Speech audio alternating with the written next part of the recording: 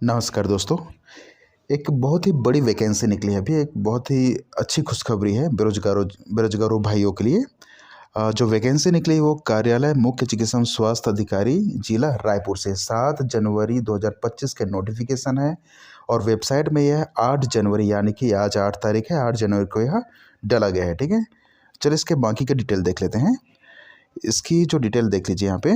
राष्ट्रीय स्वास्थ्य मिशन अंतर्गत वित्तीय वर्ष 2024-25 हेतु जिले की स्वीकृत आरोपी वर्ष 2024-25 के अनुसार तथा मानव संसाधन नीति 2008 के नियम अनुसार, ठीक है, राष्ट्रीय स्वास्थ्य मिशन अंतर्गत जिला स्तरीय संविदा रिक्त पदों की भर्ती हेतु विज्ञापन प्रकाशित किया जा रहा है। इस हेतु इच्छुक उम्मीदवार आवेदन दिनांक 15 जनवरी, आज 8 तारीख है, ठीक है, अभी एक हफ्ता बचा है, 15 जनवरी से 4 फरवरी तक, ठीक है, शाम 5:30 बजे तक आपको ऑनलाइन के माध्यम से आपको इसमें आवेदन करना है। ठीक है, अभी इसकी ऑनलाइन की वो नहीं डला है, ऑनलाइन वेबसाइट 15 तारीख को इसका ऑनलाइन वेबसाइट डल जाएगी, जब आप ऑनलाइन इसमें फॉर्म सबमिट कर सकते हैं।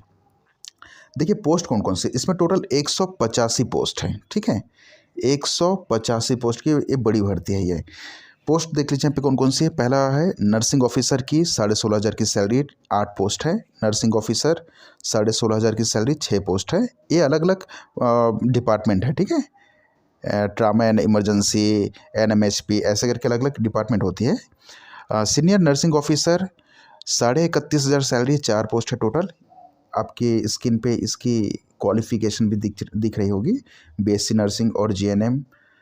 ठीक है, इसमें MSc nursing with BSc nursing, diploma in psychiatric nursing, ऐसे करके इसकी अलग अलग क्वालिफिकेशन आपकी स्क्रीन पे शो हो रहा होगा।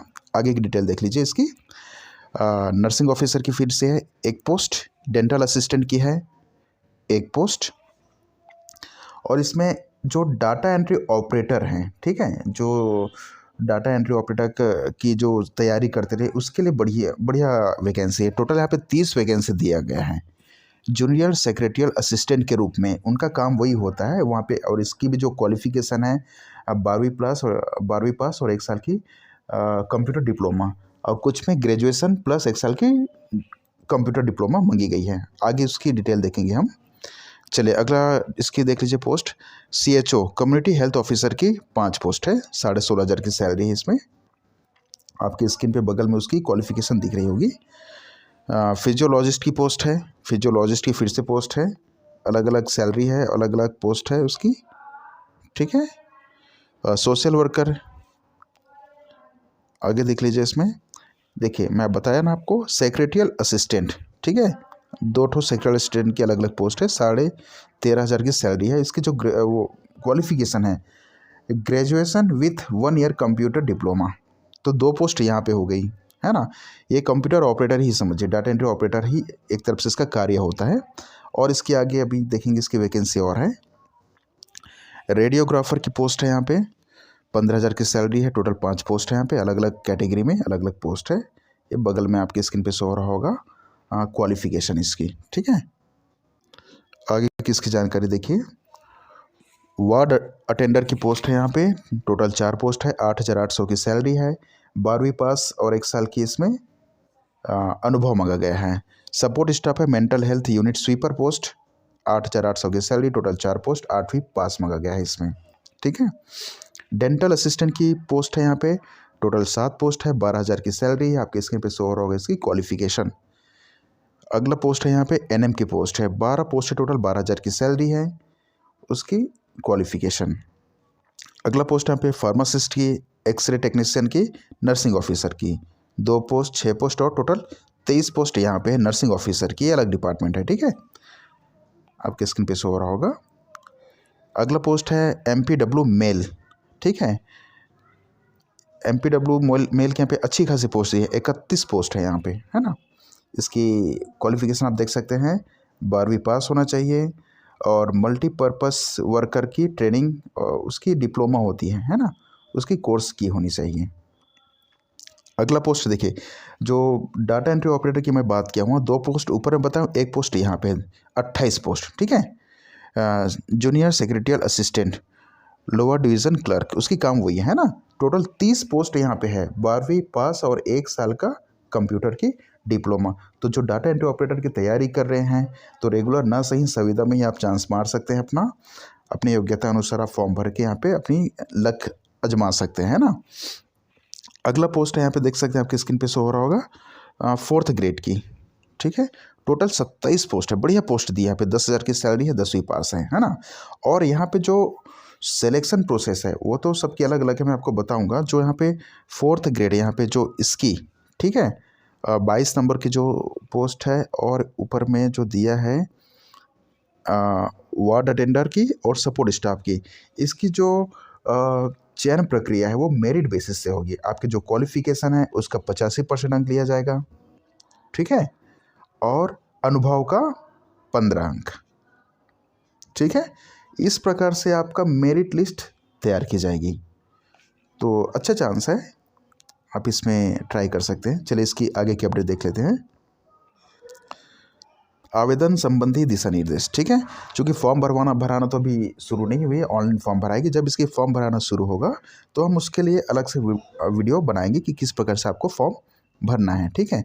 बाकी आप जब भी फॉर्म भरेंगे तो आप लोग से निवेदन है कि आप PDF का अच्छे से अवलोकन करिए, तत्पश्चात आप अपना फॉर्म का प्रक्रिया को आगे बढ़ाइएगा, ठीक है, फॉर्म भरने की प्रक्रिया को। तो इसमें देखिए, छत्तीसगढ़ के स्थानीय निवासी होनी चाहिए।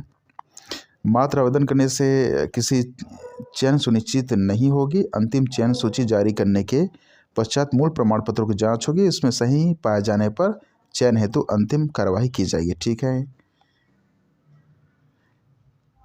एक से अधिक पद में भर्ती हेतु इच्छुक अभ्यर्थी को प्रत्येक पद के लिए अलग अलग आपको आवेदन करना होगा।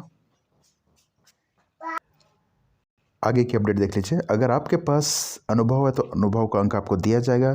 कोरोना काल में अगर आप कोरोना काल में कार्य किए हैं तो उसकी आपको 10 अंक बोनस अंक दी जाएगी। इसकी चयन प्रक्रिया देख लीजिए आप। देखिए यहाँ पे एक पॉइंट है, प्राप्त आवेदनों में से मेरिट अनुसार रिक्तियों के आधार पर निम्न तालिका में दिए गए संख्या अनुसार अभ्यर्थियों को पद अनुरूप दस्तावेज सत्यापन, लिखित पेपर, कौशल परीक्षा, साक्षात्कार हेतु बुलाया जाएगा इसके अनुसार, ठीक है। चलिए आगे की अपडेट देखते हैं इसकी जो मेरिट सूची कैसे जारी की जाएगी। देखिए आपके स्क्रीन पे शो हो रहा होगा। लिखित परीक्षा, कौशल परीक्षा, साक्षात्कार हेतु प्रवीण सूची कैसे जारी की जाएगी, ठीक है, और अंतिम मेरिट सूची कैसे जारी की जाएगी। शैक्षणिक योग्यता, ठीक है, अनिवार्य शैक्षणिक योग्यता के सभी वर्षों का प्राप्तांकों का प्रतिशत का 65%, ठीक है। और अगर आप NM, JNM नर्सिंग प्रशिक्षण प्राप्त मितानिनों के लिए है ना, 60% अंक लिया जाएगा, ठीक है। और उसकी जो अनुभव, उसकी 10 अंक, 15 अंक और 20 अंक, अलग अलग पोस्ट के लिए अलग अलग कंडीशन निर्धारित है। तो अधिकतम 20 अंक तक दिया जाएगा। तो 60 अंक इसका हो गया, 20 अंक इसका हो गया आपका, तो 60 और 20 80 हो गया, और 20 अंक की आपकी कौशल परीक्षा, ठीक है, ली जाएगी। इस प्रकार से 100% निकाल के इसकी मेरिट सूची जारी की जाएगी, ठीक है। यहाँ पे एक पॉइंट देख लीजिए आप।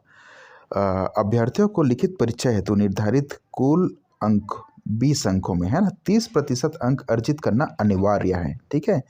और अनुसूचित जाति, अनुसूचित जनजाति, अन्य पिछड़ा वर्ग के लिए 20% अंक लाना अनिवार्य है। इससे कम अगर आप अंक लाते हैं कौशल परीक्षा में तो आपको अपात्र माना जाएगा, आपको वहाँ से निकाल दी जाएगी मेरिट लिस्ट से, ठीक है। देखिए यहाँ पे एक पॉइंट है, पद क्रमांक 13, 14 और 22, जिसमें आपको ऊपर में भी बताया हूँ एक बार। इसकी जो मेरिट सूची है वो शैक्षणिक योग्यता का 85% अंक और अनुभव का 15% अंक मिला के इसकी मेरिट सूची तैयार की जाएगी। इसके लिए कोई कौशल परीक्षा नहीं ली जाएगी। एक पॉइंट यहाँ पे देख लीजिए, यहाँ पे लिखा है, ठीक है, कौशल परीक्षा हेतु जब आपको कौशल परीक्षा में बुलाएंगे तो किस प्रकार से आपकी लिस्ट जारी होगी उसको देख लीजिए।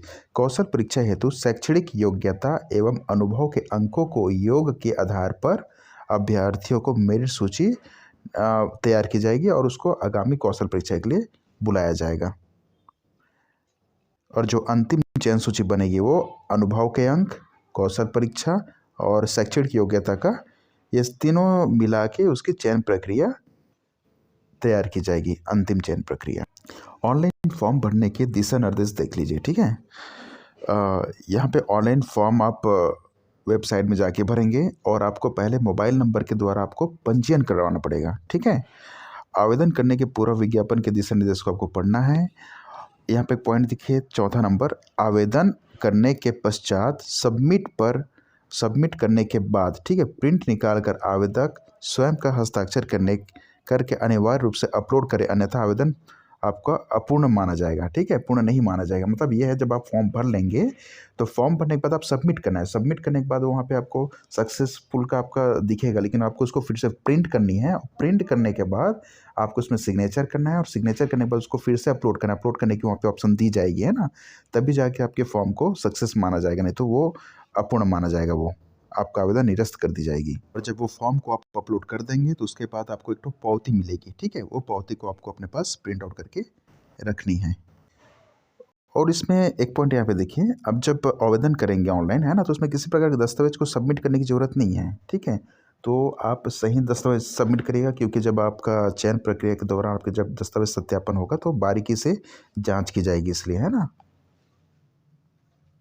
एक पॉइंट यहाँ पे देख लीजिए, जिन पदों की शैक्षणिक योग्यता या अंक सूची में ग्रेड अंकित की हो, है ना, ऐसे अभ्यर्थियों को अपने शिक्षण संस्था के सक्षम अधिकारी के द्वारा प्राप्तांक एवं पूर्णांक की गणना अंकों में कराकर ऑनलाइन आवेदन में अंकित किया जाना अनिवार्य है। आपको पहले, अगर आपकी ग्रेडिंग सिस्टम है आपकी रिजल्ट, तो आपको पहले उसको अंक में परिवर्तन करवा लेना आपकी संस्था में जाके, उसके बाद ही आप ऑनलाइन फॉर्म सबमिट करिएगा।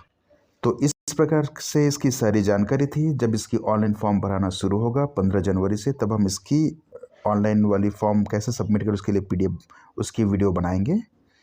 ठीक है दोस्तों, धन्यवाद।